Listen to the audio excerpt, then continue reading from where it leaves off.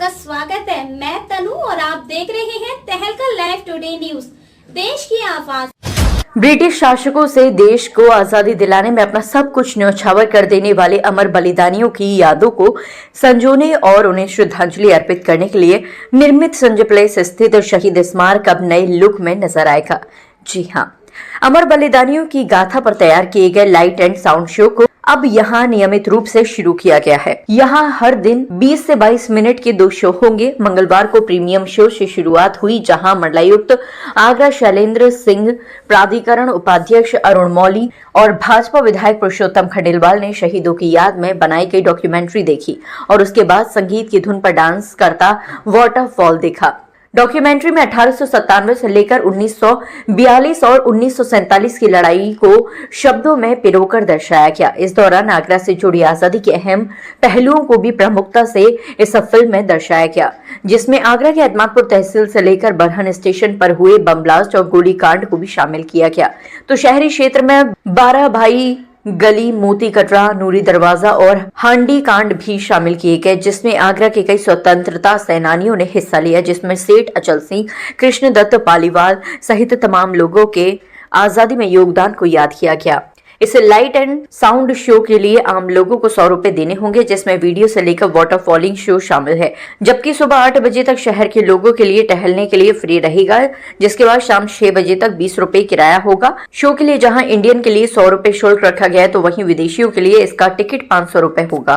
देखिए, जो शहीद स्मारक पार्क है, जिससे जो हमारे तमाम स्वतंत्रता संग्राम सेनानी हैं उनसे जुड़ा है, स्वतंत्रता आंदोलन का हमारा पूरा अभियान कहीं न कहीं इस स्थान से जुड़ा हुआ है, क्योंकि कभी यहाँ सेंट्रल जेल हुआ करती थी, बाद में इसको डेवलप किया गया।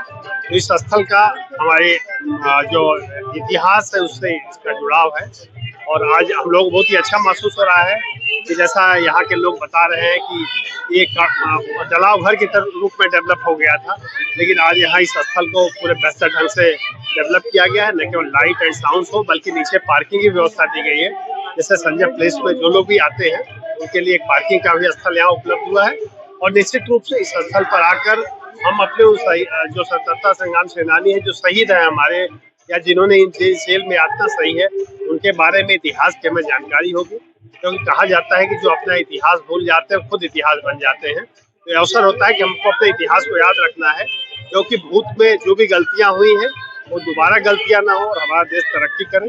इसके लिए जरूरी है कि हम अपने इतिहास को याद रखें और उस दिशा में एक बेहतर कदम है और इसके लिए मैं प्राधिकरण को, उनकी पूरी टीम को बहुत बहुत बधाई देता हूँ। शहर के बीचों बीच है, हाट कहा जाता है शहर का, पब्लिक को अट्रैक्ट कर पाएगा। निश्चित रूप से देखिए, जैसा हमने बताया कि यहाँ डलाव घर के रूप में डेवलप हो गया था और आज आप देख रहे हैं कि एक पिकनिक स्पॉट के रूप में इसको डेवलप किया जा रहा है और इसके लिए हम लोग इस तरह से योजना बनाएंगे कि आगे भी ये अनवरत चलता रहे। इसके लिए हम लोग आगे इसकी प्लानिंग कर रहे हैं और निश्चित रूप से इसको हम लोग इस रूप में मेंटेन रखेंगे। आज शहीद स्मारक पार्क का शुरुआत है लाइट एंड साउंड शो का। सुबह 8 बजे से 2 बजे तक टिकटिंग लगता है, नॉर्मल टिकटिंग है 20 रुपए का। उसके बाद लाइट एंड साउंड शो के लिए 6 बजे से लाइट एंड साउंड खत्म तक इंडियंस का 100 रुपया और बाहरी फॉरेनर्स के लिए 500 रुपया। अगर मान लीजिए तोप से पूरी स्कूल का बच्चों के अगर आ रहे हैं, स्कूल आईडी दिखा रहे हैं, उन लोगों का 50% छूट भी देंगे एंड बल्क बुकिंग के भी हम लोग छूट देंगे। कितने शोज यहाँ हुआ करेंगे? 2 से 3 शो हुआ करते हैं।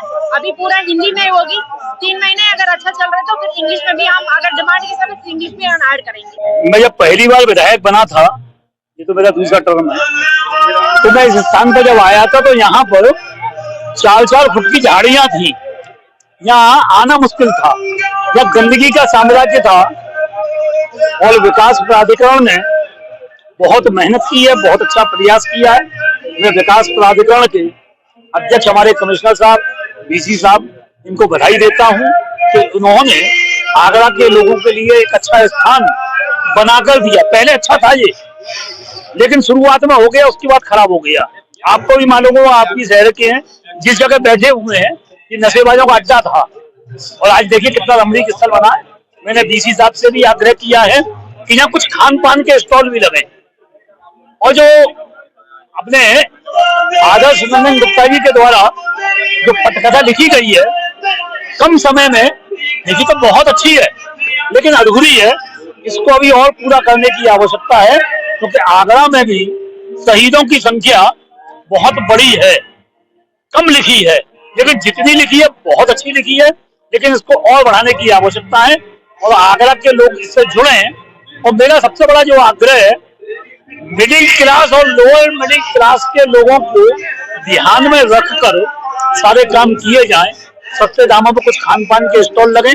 हमने पालीवाल पार्क में भी इसके लिए योजना तैयार की है, तो वहां पर एक चौपाटी के रूप में उसको विकसित करना था, लेकिन कुछ भैया पर्यावरण विदों ने आपत्ति कर दी कि यहाँ नहीं होना चाहिए कुछ भी।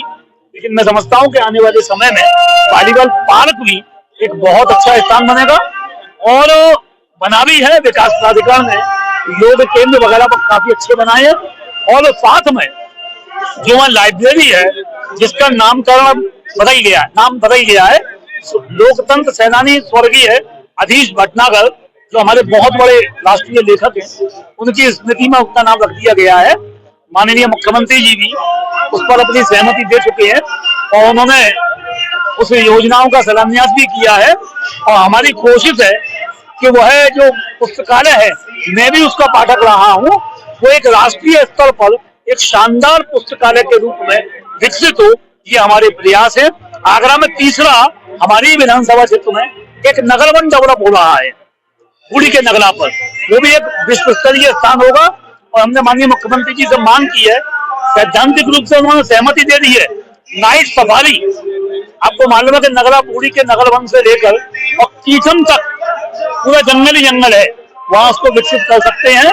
और मैं समझता हूँ कि आगरा अब विकास की ओर तेजी से बढ़ रहा है। इतना ही, आगे फिर होगी ऐसी ही मुलाकात किसी खास खबर के साथ। तब तक के लिए नमस्कार और देखते रहिए तहलका लाइव टुडे न्यूज। ऐसी ही खबरों को देखने के लिए आप हमारे चैनल को लाइक करें, शेयर करें, सब्सक्राइब करें।